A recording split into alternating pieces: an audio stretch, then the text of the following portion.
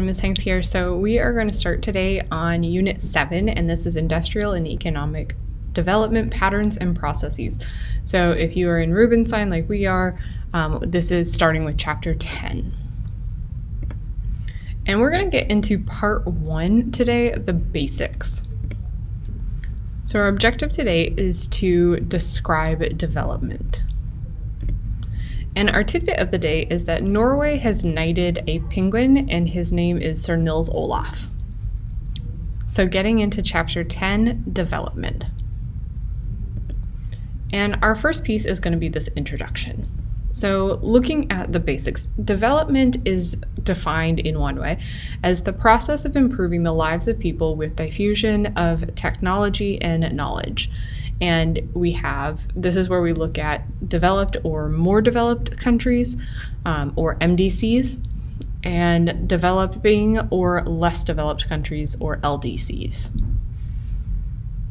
And remember that developed and more developed tends to be interchangeable, developing and less developed tends. So take a moment and write down in your notes some MDCs and some LDCs. Identify a few of each. And I want you to take a moment to think about what decides the difference. Because it's more than just that label. What would we look at and see? What could we experience that's going to be different with developed or less developed countries? So there's one thing that we look at called the Human Development Index, or the HDI.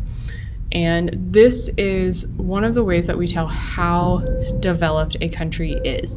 An index, remember, like in a textbook, an index is that piece at the back that contains information, but it's not the information itself. It shows you essentially how you would find it. And same kind of concept when we're talking about the Human Development Index, and we're going to get more in depth with it. But a 1 on the HDI would be considered perfect. A 0 would be considered bad. And there really aren't any countries that are considered perfect, because perfection is really hard to attain, and it kind of means different things, and you would have to be really, really high with everything to actually meet that 1. But that's the goal. So looking at this map, this is 2014, and look at our lightest colored is going to be less than 0.48, which is very, very unequal. Next up, 0.48 to 0.58, still really, really unequal, slightly more developed, a few more coastal places a lot of the time in our less developed regions. The next up, that 0.58 to 0.67, that's like right here and here. Get a few of them, India. 0.67 then to 0.73, getting a little bit in Egypt and in Indonesia, a few other places. 0.73 to 0.77 is where we start getting into like Brazil and Mexico and China, a few other places. Then 0.77 to 0.82, a little bit more developed. We're starting to see a little darker coloring. Sorry if you guys can hear background noise, it's a little loud outside. That starts to get us into like Russia and a few other places, some in Eastern Europe. Then 0.82 to 0.88. This is going to get us in like Saudi Arabia, in a good bit of Europe, like Spain and Portugal, and also in like Poland. And then finally, our highest is 0.88 and higher. And this is, or higher than 0.88. And this is like the United States and Canada, in Scandinavian countries, and in a few other places. Not very many of them. And even in this, there's going to be quite a lot of variation depending on what particular aspect we're looking at, which indicator in the index. Okay, so wealth does not depend only on what is produced and where it's produced. Things are different. So it really kind of a whole bunch of different things factor into whether or not we have a good have wealth or not in a place. And development isn't always 100% positive. That's really important to remember. You want to look at the positives and the negatives. So I want you to take a minute in your notes and pause the video here and write down some ways that developments might actually be negative. So how could we look at development and see that as a negative? And remember that it doesn't always have to be about just the place that is developed, because we are a globalized society and places are connected. Okay, so how do we measure wealth? There are a few different ways. So first off is the GNP, or the gross national product. And this is the total value of goods and services produced by a country's citizens and the corporations within a year. Doesn't matter where it's actually located, as long as it is belonging to a company that was founded in that country. So for example, Coca-Cola products all across the world would count in the GNP. Coca-Cola is an American company, and it is almost everywhere in the world. That would count as part of GNP.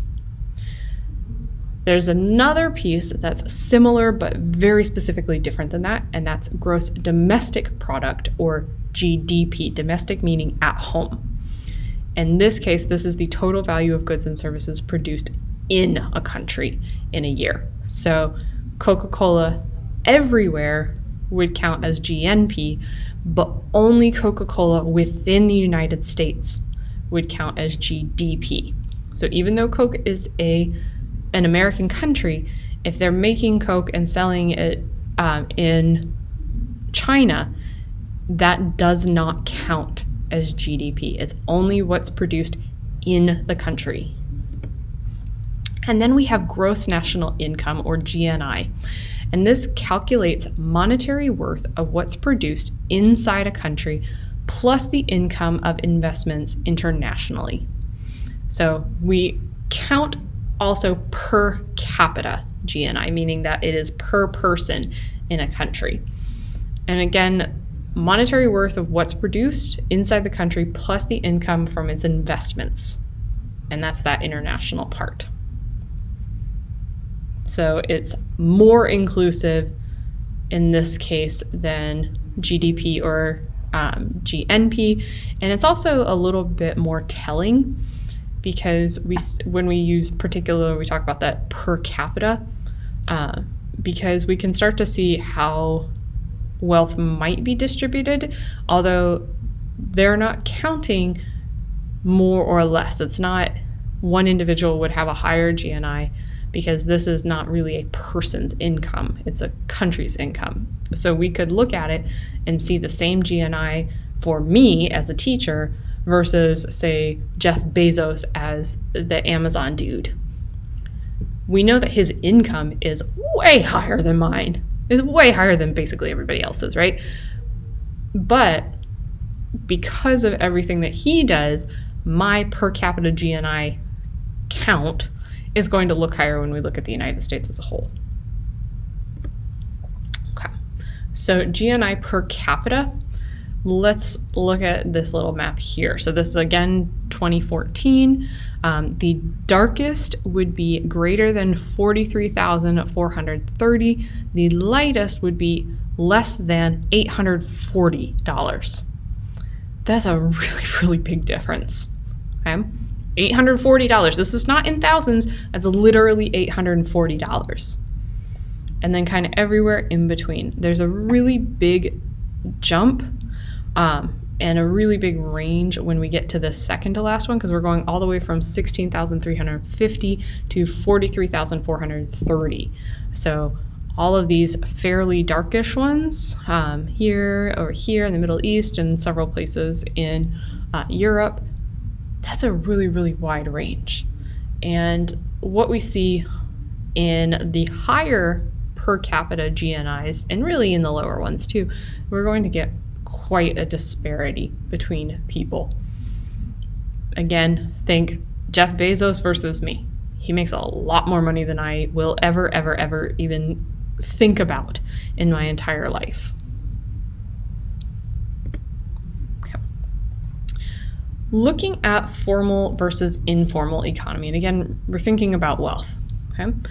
Informal economy is the illegal or uncounted and therefore it's not taxed, it's untaxed, and that's what makes it illegal, economic activity that happens in a country.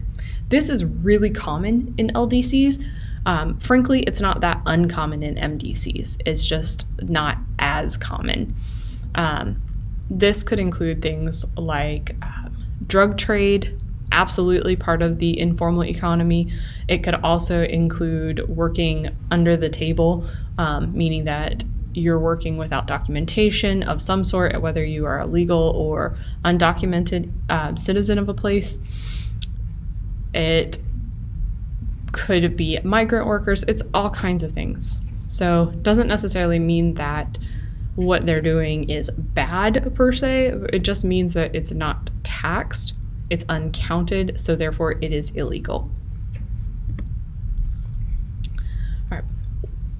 So thinking about that and the things that I just said, what kind of activities might count as informal? Try to add some on that aren't the ones that I just said. But what are some ways that people make money that isn't taxed, it's not counted as part of our economy? And what countries do you think have a big, have informal economies as a big part of their economy, as a big part of them?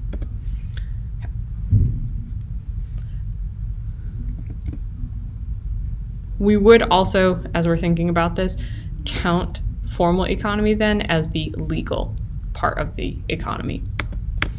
Okay. So we have a theory called Wallerstein's world systems theory, and I want you to know that name. I don't care if you know his first name, but Immanuel Wallerstein, Wallerstein's world systems theory, and you do need to know that one. He created this and basically says that the world operates as a direct consequence of imperialism. He divides the world into the core, the semi-periphery, and the periphery by looking at international relations, history, and sociology. So the core is the developed part of the world, the periphery is the undeveloped or the very, very less developed part of the world. And remember that when we're thinking periphery, think peripheral, like vision, the stuff on the outskirts. It's there, but it's not as significant overall for your needs, or in this case, the world needs. It's really important. We need our peripheral vision, but it's not the main part. So the core, and this kind of thinking about that that direct consequence of imperialism, the core always exploits the periphery, always. This is business. You don't pay people way more money than you need to because you want to make more money. You want to make the most money possible. So same way, the core is not going to pay the periphery a whole lot because they want to make the most money possible. I want you to take a few minutes and draw this whole thing. And notice that it looks way more complicated than it actually is. But we'd have 3 circles in the middle, the core, the semi-periphery in the middle, and then the periphery on the edge. The core has high profit consumption goods. It creates these high profit consumption goods, things like phones, electronics, the fancy nice stuff that we like. Okay? They are going to sell them to the semi-periphery and the periphery. The periphery provides cheap labor and raw materials both to the semi-periphery and to the core. Okay? They're often the ones creating these high profit consumption goods, or they're at least producing the raw materials for them. Then the semi-periphery is the go-between. They often are going to be contributing some consumer goods, not necessarily as high profit as core, but still making quite a lot of money. To the periphery, they're going to provide fairly cheap labor, sometimes raw materials, not usually, but it's usually the labor part from the semi-periphery. So for example, iPhones, they are designed in core countries. The materials come from periphery countries. The production happens in semi-periphery countries and sometimes core countries, very rarely. And that's Wallerstein's world systems theory.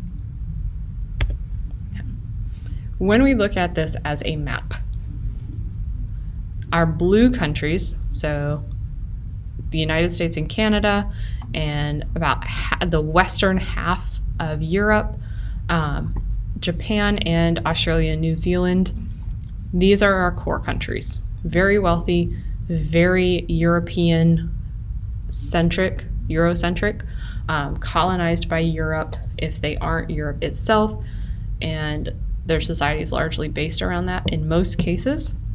Semi-periphery are the purple, so Mexico, Brazil, Argentina, India, China, South Africa. We get a few of them scattered throughout. Again, pretty cheap labor. Think of iPhones produced in China, but not as many raw materials as the periphery countries, and that is essentially everybody else. So almost the entire African continent, quite a few countries in Central and South America, and a good bit of Central Asia and Northern Asia and Eastern Europe. Also quite a few in Southeast Asia. Okay. So that is it for today, and I want you to take a couple minutes and summarize. Define development, and try to make it a little different than what we wrote at the beginning. And then I want you to describe the differences between an MDC and an LDC using real examples. Get specific. Talk about the United States versus somewhere else, or talk about Canada versus somewhere else, whichever ones you want to pick. But compare them, describe the differences between them using those specific examples. And that is it for today. Make sure you are reading in your textbook. Go back and review anything you missed. Let me know if you have any questions, and have a great day. Bye.